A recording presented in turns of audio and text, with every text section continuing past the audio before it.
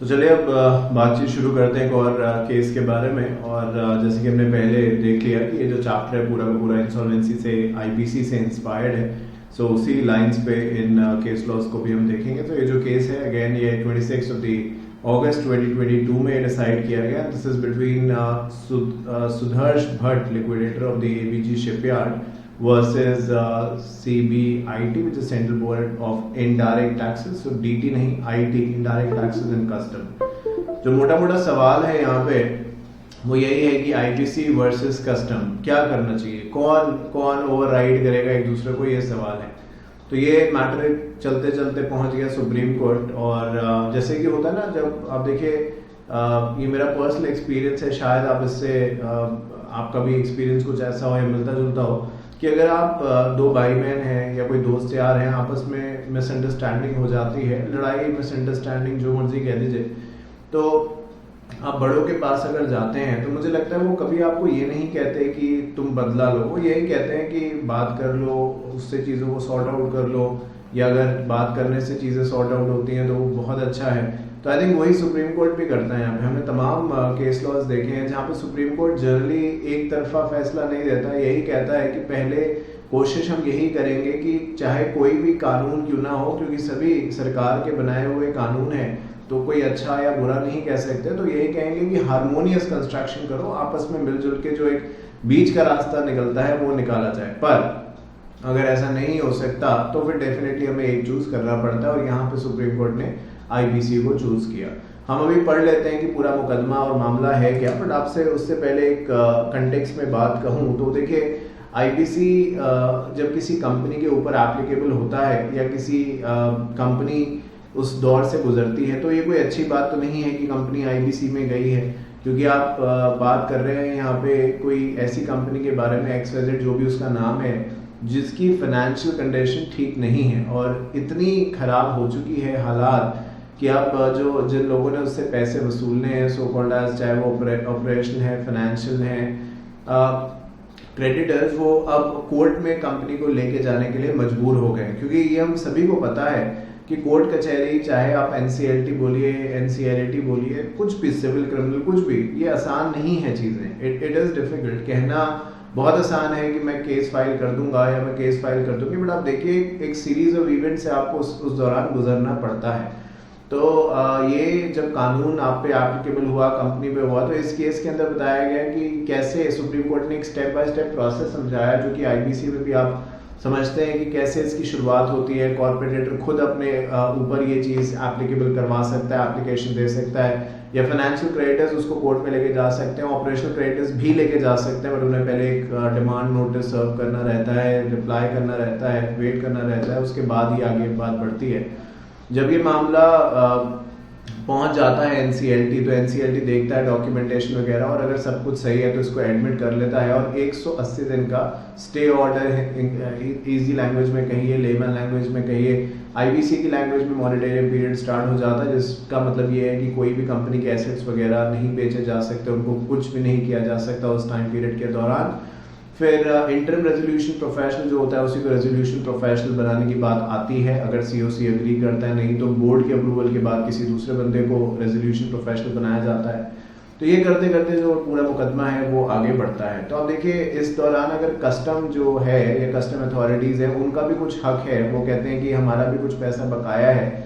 ये कंपनी वैसे ही आप देख रहे हैं शिपयार्ड की कोई कंपनी है, तो बाहर से कोई सामान आ रहा है, उस पर कस्टम ड्यूटी नहीं पे करी, कम पे करी, तो कस्टम ड्यूटी अब कस्टम वाले आ गए हैं, कहते हैं कि भाई हमारी कस्टम ड्यूटी बकाया है, वो भी हमें चाहिए इस कंपनी से।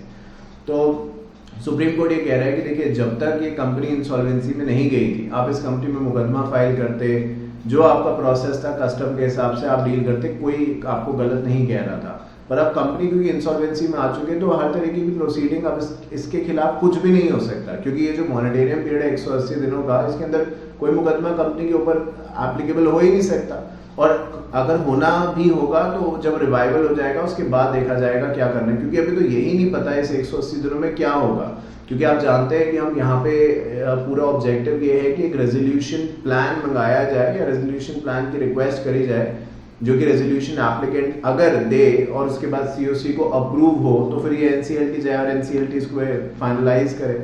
तो आप कंपनी ऑलरेडी वीक पोजीशन पे है और उस पर और केस पे केस आप करते जाएंगे। मैं ये नहीं कह रहा हूँ कि कस्टम वाले गलत कर रहे हैं, उनका हक है तो उन्हें मांगना तो होगा ही, उन जो गलत कर रहे हैं चाहे वो कंपनी है चाहे कोई भी है उस पर एक्शन तो लिया ही जाएगा और लिया जाना चाहिए। पर सवाल ये है कि क्या ये सिचुएशन है इस एक्शन को लेने की, क्योंकि company is also already taking its last breath. आपने ज्यादा कुछ भी किया तो पता चला कंपनी की जो आखिरी उम्मीद है, कोई एक बचता एक कोई इंसान है जो सोच रहा है चलो मैं पैसा लगा दूं, वो भी पीछे हट गया तो फिर कंपनी लिक्विडेशन में ही चली जाएगी।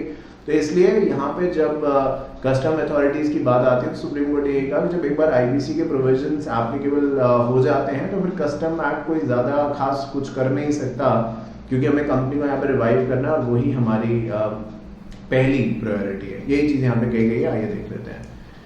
तो पहले तो स्टेजेस ऑफ इंसॉल्वेंसी जो मैंने आपको भी समझाया उसके बारे में बात है, और फिर बताया गया है कि आईबीसी और कस्टम एक्ट के बारे में क्या होगा। पहले हार्मोनियस कंस्ट्रक्शन, अगर नहीं बात बनती तो आईबीसी ओवररूल करेगा कस्टम को।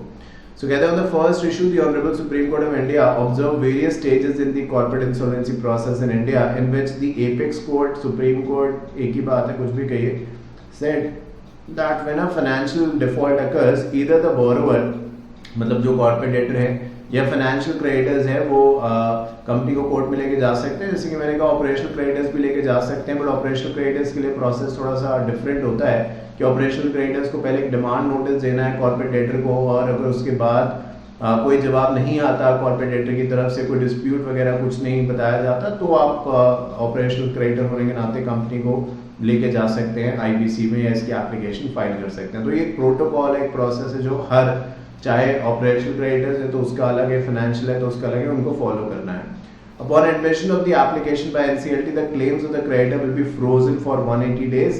आप देखिए कहने के लिए जरूर 180 डेज हैं, बट हमने आईबीसी के अमेंडमेंट्स भी कर लिए हैं अभी, और आपने जर्नलाइज पढ़ा होगा कि इसके अंदर एक्सटेंशन का भी प्रोविजन है विच सेज 180 प्लस 90, ये 270 दिन तक बात पहुंच जाती है, जिसको भी बढ़ा के आप 330 दिन तक की बात भी करते हैं। बट ये बात किसी से छुपी नहीं है, मैंने बहुत बार अपने व्हाट्सएप स्टेटस जगह जगह पे ये चीज़ें आपसे बताई हैं, और मैं कि आप खुद भी देख सकते हैं कि अगर आप आईबीपीआई की एनुअल रिपोर्ट डाउनलोड करेंगे insolvency bankruptcy board of India, क्योंकि उनके पास पूरा डेटा रहता है और वो डेटा हम यही मानेंगे कि सच है, तो अगर आप वहाँ से देखेंगे सो विल फाइंड आउट कि 330 दिन कोई बहुत ऐसा नहीं है कि 330 दिन में 90% केसेस सॉल्व हो रहे हैं, नहीं हो रहे हैं। आप देखेंगे तो इससे कहीं ज़्यादा समय लग रहा है, 500 दिन भी लग रहे हैं कुछ केसेस के अंदर। अब उसके लिए ये ठीक है कि भाई डिफेंस में हमें कुछ कहना है तो हम ये कह देते हैं कि देखिए वॉल्यूम ऑफ जो मॉनेटरी इन्वॉल्वमेंट है वो कितने करोड़ों रुपए का है,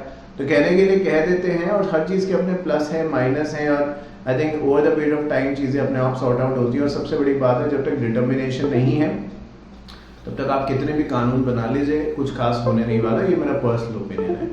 तो कहते हैं कि जब केस एडमिट होता है तो 180 दिन का उसमें मॉनिटरियम स्टार्ट हो जाता है, और जिस दिन से एडमिशन होता है उस दिन से ये मॉनिटरियम पीरियड स्टार्ट होता है, during which NCLT will hear proposal of revival of corporate debtor and decide the future course of action। Revival का तो तब NCLT सुनेगा ना जब कोई रिवाइवल के लिए आगे आएगा। अगर कोई रेजोल्यूशन एप्लीकेंट ही बनने के लिए तैयार नहीं है, कोई रेजोल्यूशन प्लान ही नहीं सबमिट कर रहा, तो NCLT किसकी बात सुनेगा? आप ही बताइए किसकी बात सुनेगा NCLT? बट ये एक नॉर्मल प्रोसेस है जिसके जरिए काम होता है। During this period, a moratorium is imposed to ensure no coercive proceeding are launched or continued against the debtor in any forum or under any law। तो आपने ये बात मैंने कही भी, और आप जानते भी हैं कि मॉनिटरिंग पीरियड एक बार एप्लीकेबल हो जाता है तो कोई फिर केस वगैरह कंपनी पे फाइल नहीं होता है।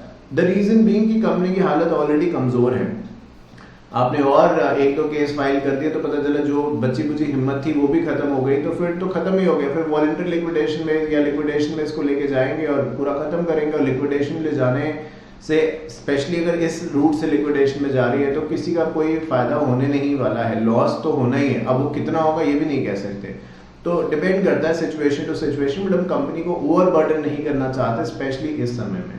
The NCLT first appoint interim resolution professional। The interim resolution professional आगे जाके resolution professional भी बन सकता है, या हो सकता है कि COC ये तय करे कि किसी और को resolution professional बनाना चाहते हैं। COC stands for the committee of the creditor, जिसके अंदर financial creditors ही होते हैं। ये लिखा नहीं है बट IBC के अंदर यही है, आप जानते हैं। एक्सेप्शनल केसेस के अंदर operational creditors को भी यहाँ पे जगह दी जा सकती है। He further takes control of the corporate operation and collects his financial information from information utilities। आप जानते हैं कि आईबीसी के कुछ पिलर्स हैं, मतलब क्या कि आईबीसी के पिलर्स हैं रेजोल्यूशन प्रोफेशनल, या ये जो इंसॉल्वेंसी प्रोफेशनल एजेंसीज हैं यानी आईसीएसआई का जो एक्सटेंडेड आर्म है जो इंसॉल्वेंसी के ऊपर बात करता है या उसके कोर्सेज कराता है, ICAI, CMA and all of that. उसी तरीके से इंफॉर्मेशन यूटिलिटी है जहाँ पे कॉर्पोरेटर के बारे में सारी इंफॉर्मेशन होती है, तो वहाँ से इंफॉर्मेशन कलेक्ट करी जाती है। प्रोसेस तो ये भी कहता है, आपको पता होगा कि न्यूज़पेपर के जरिए इनवाइट किए जाते हैं क्लेम्स की अपने अपने, भाई इंसॉल्वेंसी प्रोफेशनल को भी उतना ही पता होगा जितना किताबों में लिखा है। अब कॉर्पोरेट एडिटर ने अपनी किताबें ही गलत बनाई है, बुक्स ऑफ अकाउंट्स गलत बनाया तो क्या होगा। तो इसीलिए एक ओपन इनविटेशन दिया जाता है कि जिस कंपनी का पैसा या जिस बंदे का पैसा इस कंपनी में बकाया है, जिसने इस कंपनी को पैसा दिया, वो बताएं कितना पैसा दिया है, किस कंटेक्स्ट में दिया है, क्या है क्या नहीं, इसके बारे में एडवर्टीजमेंट निकाले जाते हैं। The NCLT also ensure public announcement, वही मैं आपको कह रहा हूँ, the insolvency process and calls for submission of claims, ये बात मैंने आपसे कही। The corporate insolvency process must normally be completed within 180 days, ये normally है, but मैंने आपको ऑलरेडी बता दिया। और जो कमेटी ऑफ क्रेडिटर्स है वो इस पूरे प्रोसेस के दौरान काफ़ी इंपॉर्टेंट रोल प्ले करते हैं, बिकॉज वही तय करते हैं कि कौन रेजोल्यूशन प्रोफेशनल बनेगा, नहीं बनेगा, रेजोल्यूशन प्लान को एक्सेप्ट करना है, नहीं करना है, ये सब बातें। ऑन द सेकेंड इशू, तो एक ये पूरा का पूरा जो है ये आईबीसी का एक मैं कहूँगा जिस्ट बहुत ब्यूटीफुली समझाया कम वर्ड्स के अंदर कि कहाँ से लेके कहाँ तक आईबीसी जाता है, उसका एक प्रोसेस क्या है। अब आते हैं दूसरे सवाल के ऊपर जो ये बात करता है कि आईबीसी वर्सेस कस्टम अगर हो जाता है, होना नहीं चाहिए पर अगर हो जाता है तो क्या होगा, कौन ओवर रूल करेगा।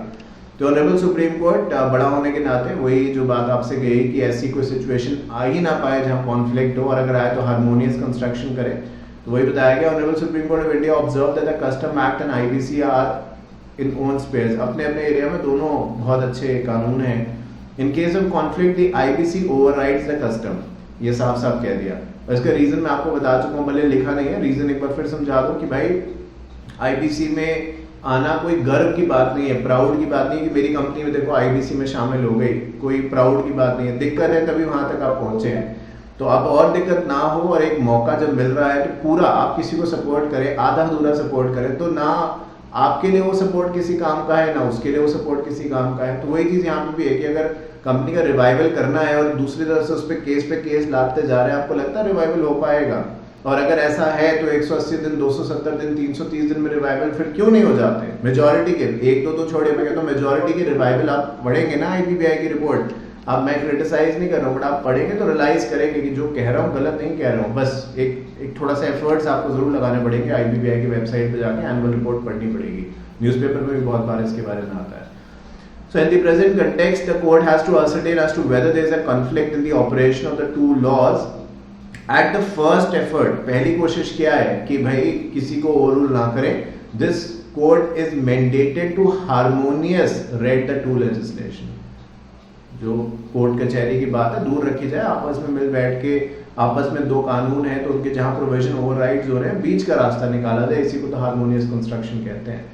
As laid down, the custom and the IBC are read in harmonious manner, wherein authority of the custom have limited jurisdiction to determine the quantum in case of custom duty in order to make the stake in terms of section 53 of the IBC before liquidator. However, the respondent does not have the power, respondent yani custom, to execute the claim beyond the ambit of section 53। तो कहने का मतलब यही है कि limited powers हैं और उस लिमिटेड पावर्स के अंदर ही काम कस्टम अथॉरिटी कर सकती है। वो सारी की सारी पावर जो कस्टम अथॉरिटी के पास होती, अगर ये कंपनी नॉर्मल ऑपरेट कर रही होती, वो बहुत अलग लेवल की पावर है और बहुत ज़्यादा है वो, और बहुत कुछ वो कर सकते थे।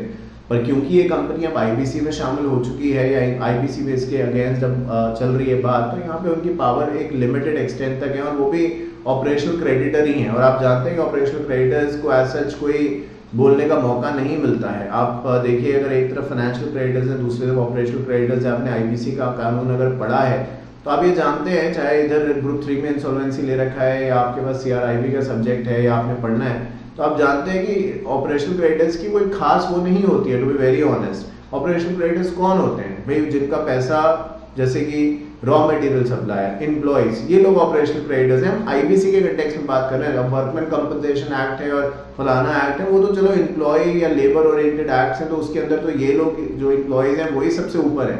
बट आईबीसी के अंदर इनको बहुत ज़्यादा इंपॉर्टेंस नहीं दी गई है। बैंक और फाइनेंशियल इंस्टीट्यूशन, इनको करोड़ों रुपए का चूना लगता है, उनको ज़्यादा इंपॉर्टेंस देने की बात कही गई है। मैं ये नहीं कह रहा हूँ कि जो ऑपरेशनल क्रेडिटर्स है उनकी कोई वैल्यू नहीं है, ऐसा नहीं है, क्योंकि अगर फाइनेंशियल क्रेडिटर्स रिलेटेड होते हैं, फाइनेंशियल क्रेडिटर्स होते नहीं है, तो ऑब्वियसली ऑपरेशनल क्रेडिटर्स को जगह दी जाती है वोटिंग वगैरह में भी। तो उसके बहुत सारे पॉइंट्स हैं जो आप कानून जब पढ़ेंगे तो और आई थिंक समझ में आएगा। तो हारमोनियस कंस्ट्रक्शन की बात करते हुए ये भी बताया गया लास्ट में कि जब जब ऐसी कोई बात आएगी जो आईबीसी है वो ओवररूल करेगा कस्टम एक्ट को, और एक बार मोनेटरियम इम्पोज्ड हो जाता है, स्टे ऑर्डर्स लग जाते हैं, तो कस्टम के पास या कस्टम अथॉरिटी के पास कुछ ज़्यादा नहीं रह जाता कि वो बहुत कस्टम ड्यूटीज़ वगैरह इकट्ठी कर सके, वो भी एक नॉर्मल ऑपरेशनल क्रेडिटर्स की तरीके से ही शामिल हो जाते हैं। नॉर्मल पावर जो है कस्टम अथॉरिटी की सीज कर लेना, सेल कर देना, वो सब अब कुछ नहीं हो सकता, क्योंकि मॉनिटरियम के अंदर आप ऐसा कोई काम नहीं कर सकते। किसी भी तरीके से कोई भी कंपनी की प्रॉपर्टी को आप नहीं बेच सकते, उसको ऑल्टर एलिनेट नहीं कर सकते। तो कस्टम अथॉरिटी भी इसी के अंदर आती है। ऐसा नहीं है कि हमने उनको कुछ ज़्यादा पावर्स दी हैं, क्योंकि कस्टम वाले भाई पेनल्टी लगा दी, 2 करोड़ रुपए ले लिए, कंपनी की नेटवर्थ ही 3 करोड़ की थी, तो फिर खत्म हो गया ना सब कुछ, बचा ही क्या कंपनी के पास। तो ये चीज़ें जो है वो यहाँ पे कही गई। अब ये डिबेटेबल क्वेश्चन है कि हम अथॉरिटीज़ को पीछे कर रहे हैं और इंटरेस्ट को आगे कर रहे हैं कंपनी, बट आई थिंक जैसे कि मैंने कहा डिबेटेबल है, बट आई थिंक ये हमें समझना ज़रूरी है कि पब्लिक एट लार्ज के तौर पे ये कानून सारे बनाए गए हैं, तो उसी का पर्पस ये सॉल्व भी करते हैं। चलिए बात आगे करते हैं और देखते हैं एक और केस लॉ, अगेन जो इंसॉल्वेंसी से इंस्पायर्ड है, बट बहुत सिंपल, बहुत छोटा केस लॉ है जो कि डिसाइड हुआ है 2nd of September 2022। This is between Sumat Kumar Gupta जो इंसॉल्वेंसी प्रोफेशनल हैं, और पहले इस कंपनी जिसका नाम था वल्लभ टेक्सटाइल, इसके रेजोल्यूशन प्रोफेशनल थे, और ये जो केस है इन्होंने ही कर दिया है कमिटी ऑफ क्रेडिटर्स। तो जो लोगों को साथ में मिलकर काम करना था उन्होंने आपस में ही ये मुकदमा जो है एक दूसरे पे कर दिया है। तो ये बात जो है वो यहाँ पे कही गई है। और है क्या बात ये है कि कमिटी ऑफ क्रेडिटर्स जो है टेक्सटाइल कंपनी की, उन्होंने ये फैसला कर लिया, ऑब्वियसली कमिटी ऑफ क्रेडिटर्स में पंजाब नेशनल बैंक भी है, तो उन्होंने ये फैसला करा कि सुमित कुमार गुप्ता को इंसॉल्वेंसी प्रोफेशनल के पोजीशन से हटाया जाए और नया कोई रेजोल्यूशन प्रोफेशनल लाया जाए। तो सुमित कुमार गुप्ता का ये कहना है कि हटा रहे हैं मुझे कोई बात नहीं, बट मुझे अपनी बात रखने का मौका भी नहीं दिया। भाई क्यों हटाया, क्या है, बस ये बोल दिया आपको हटा दिया, मुझे अपनी बात रखने का मौका नहीं दिया। तो वो इस चीज़ से नाराज़ हैं। तो ये जब बात NCLAT पहुंचती है तो NCLAT यही कहता है कि सेक्शन 27 आप पढ़ लीजिए IBC का, वहाँ पे लिखा है कि अगर committee of creditors 66% and above से वोटिंग करते हैं तो वो डिसीजन वैलिड होगा। वहाँ कहीं नहीं लिखा है कि रेजोल्यूशन प्रोफेशनल को हटाने से पहले उन्हें एक बात करने का मौका देना है। तो यहाँ पे वही प्रोसेस फॉलो किया गया है। उन्होंने 66% लोग जो है एक तरीके से बात कर ली आपस में और फाइनल डिसीजन ले लिया, तो वो वैलिड होगा। क्योंकि अगर लॉ में ये लिखा होता है कि आपको एक अपॉर्चुनिटी देनी है रेजोल्यूशन प्रोफेशनल को हटाने से पहले, एक बार उनकी बात सुननी है, और वो ना करी गई होती यहाँ पे, तो डेफिनेटली एक क्वेश्चन राइज हो सकता था। पर यहाँ ऐसा कानून में कुछ लिखा ही नहीं गया है, तो डेफिनेटली जो डिसीजन उन्होंने लिया वो बिल्कुल सही है। उनके पास 66% वोटिंग लोगों का कंसेंट है जो कि चाहिए किसी भी चीज़ को करने के लिए, और वो उन्होंने हासिल कर लिया। तो in that case resolution professional को बिल्कुल हटाया जा सकता है बिना उनकी बात करे हुए। इसमें उन्होंने ये भी कहा साथ साथ, एक लाइन और अगर मैं ऐड कर दूं, कि ये इंसॉल्वेंसी का जो कानून है ये टाइम बार्ड है, यानी हमें एक लिमिटेड समय के अंदर खत्म करना है। तो अगर एक दूसरे पे ये केस फाइल होते रहेंगे तो वो ऑब्जेक्टिव जो है वो और डिले हो जाएगा, और इसीलिए इस चीज को यहाँ पे जगह नहीं दी गई है। तो section 27 of the IBC does not contemplate any opportunity of hearing the resolution professional to be given by the authority before approving the proposal of new professional। तो यही चीज मैंने आपको बताई है। This appeal has been filed before the National Company Law Appellate Tribunal against the order dated ये passed by the adjudicating authority, by which the application filed by the Punjab National Bank जो कि financial creditors है for replacement of resolution professional has been allowed in place of the appellate। तो वही मैंने कहा कि नए रेजोल्यूशन प्रोफेशनल को बना दिया गया है रेजोल्यूशन प्रोफेशनल, और पुराने को हटा दिया गया, और उनकी बात सुनी भी नहीं है। तो जो पुराने हैं उन्हीं ने एक केस फाइल किया कि ऐसे मुझे क्यों हटा दिया, मुझे बात तो कहने का मौका देते। तो जब ये मैटर NCLAT के सामने गया, उन्होंने कहा भाई देखिए हम कुछ और नहीं, आपको जो लॉ है उसी के, क्योंकि कोर्ट लॉ बहुत कम सिचुएशन में बनाते हैं, क्योंकि अगर कोर्ट का काम लॉ बनाना हुआ तो फिर पार्लियामेंट क्या करेगा, तो उसकी इम्प्लीमेंटेशन, उसका इंटरप्रिटेशन जो है वो कोर्ट का काम है। तो सेक्शन 27 में, और इंटरप्रिटेशन भी तब काम आएगी जब कुछ चीजें डबल मीनिंग हो। तो ये तो साफ साफ लिखा है, ब्लैक एंड व्हाइट है, कहते हैं कि सेक्शन 27 पढ़ लीजिए, वहां पे साफ साफ लिखा है कि कोई अपॉर्चुनिटी देने के बाद रेजोल्यूशन प्रोफेशनल को करी नहीं गई है नया रेजोल्यूशन प्रोफेशनल को अपॉइंट करने से पहले। अगर पुराने को आप हटाना है आप हटा सकते हैं, पुराने से पूछने की जरूरत नहीं है कि भाई हम आपको हटाएं या ना हटाएं, आपको कुछ कहना है नहीं कहना, कोई शो कॉज नोटिस ये सब का कोई प्रपोजल रखा ही नहीं गया इसके अंदर। तो जब रखा ही नहीं गया है तो फिर ठीक है, जो कानून है उसी के हिसाब से तो लोग चलेंगे। Section 27 requires the COC to formulate the name of the new professional to the authority and the authority is required to forward the same to the board. Board यहाँ पे IBBI है, SEBI नहीं है, Insolvency Bankruptcy of India, Insolvency Bankruptcy Board of India है। The scheme of Section 27 does not indicate the resolution professional to be made party to be issued notice before taking decision to appoint another resolution professional. Looking to the purpose and the object of IBC where the timeline is essential factor, जो मैं अभी आपसे कुछ देर पहले कह रहा था, तो उस चीज़ को ध्यान में रखते हुए उनका कहना है कि ये एक दूसरे पे केस वगैरह फाइल करना कोई लॉजिक नहीं बनता है, क्योंकि डिसीजन सीओसी ने लिया है, पैसा उनका लगा है और डिसीजन भी एक तो नहीं मेजॉरिटी से लिया है, और ये ऑर्डिनरी भी नहीं है, स्पेशल नहीं है तो ऑर्डिनरी भी नहीं है, 66% लोगों के कंसेंट से डिसीजन लिया गया है। और अगर वो ये चाहते हैं कि वो एक नया रेजोल्यूशन प्रोफेशनल अपॉइंट करना चाहते हैं तो बिल्कुल सही है, इसमें कोर्ट आपकी कोई भी मदद या as an matter of tribunal कोई खास मदद नहीं कर सकता, क्योंकि लॉ में ही ये चीज़ इस तरीके से बताई गई है। तो यही इस केस लॉ के अंदर कहा गया है। अच्छा, आपको वो मेरी बात याद होगी, नहीं तो दोबारा याद दिला दूं कि हमारे पास we do have the fast track and the detail classes available for all subjects in Hindi and English, जो कि आप देख रहे हैं, कंप्लीट इंग्लिश एज वेल। तो आप अगर डिटेल क्लासेस देखते हैं तो उससे अच्छा तो कुछ हो नहीं सकता, बिकॉज उसमें एक एक लाइन की इंटरप्रिटेशन है। फास्ट ट्रैक अगर आप समय नहीं है तो फास्ट ट्रैक आप देख सकते हैं, मान लीजिए ऑलरेडी एक बार पेपर दे चुके हैं या सेल्फ स्टडी कर चुके हैं और एक प्रोफेशनल गाइडेंस के अंदर आप चीज़ों को समझना चाहते हैं तो फास्ट ट्रैक आपकी बहुत मदद कर सकता है, क्योंकि उसके अंदर सभी टर्म के अमेंडमेंट जो जो रिलेवेंट है जब भी आप क्लास ले रहे हैं उसके हिसाब से वो कवर्ड होते हैं, तो आपका कोई टॉपिक छूटता नहीं है। ऐसा नहीं कि फास्ट ट्रैक को बड़ा इस तरीके से पढ़ाया गया कि आधे टॉपिक्स उड़ा दिए, टॉपिक्स वही हैं, डिटेल क्लासेस के नोट्स ही फास्ट ट्रैक पे मैंने यूज़ किए हैं, तो आई डोंट थिंक सो कि वो कोई इशू आपके लिए होगा। तो आप वो ज़रूर देख सकते हैं हमारे मोबाइल ऐप पर जिसका नाम है शांतुलन तान्या Academy, उसको देख सकते हैं। Do not forget that we do have the test series available as well for all subjects of CS professional and executive, and the best part about the test series जो मैंने पहले भी बताया था प्रीवियस क्लास में, वो ये कि उन टेस्ट सीरीज को मैं खुद ड्राफ्ट करता हूँ, उसके क्वेश्चन खुद चेक भी करता हूँ। तो बहुत जगह आपने देखा होगा एक टेस्ट सीरीज जो आप लिख के दे रहे हैं वो बच्चे ही चेक कर रहे हैं, मतलब आप जैसे ही स्टूडेंट्स आपकी टेस्ट सीरीज को चेक कर रहे हैं, जिसका मैं बहुत ज़्यादा फायदा नहीं मानता हूँ। तो बेटर है कि फैकल्टी जो समझदार है उस चीज़ को लेके वो आपकी कॉपीज़ को चेक करे, उसी पैटर्न पे इवैल्यूएट करे जो रियलिटी है। 70 मार्क्स दे देने का 100 में और एग्जाम में अगर 30 आए तो कोई मतलब नहीं बनता ना, वो तो फिर टाइम वेस्ट ही था आपका। तो इसलिए ज्वाइन करें शांतुलन तान्या अकेडमी टेस्ट सीरीज, यहाँ पे आपको एक डिटेल इवैल्यूएशन शीट मिलेगी चेक करने के बाद, जो कि ये बताएगी इस इवैल्यूएशन शीट में लिखा होगा कि वो कौन से एरियाज हैं जिस पे आप फर्दर इंप्रूव कर सकते हैं और अच्छे मार्क्स स्कोर कर सकते हैं। तो ठीक है, अब मिलते हैं नेक्स्ट क्लास में। Thank you so much.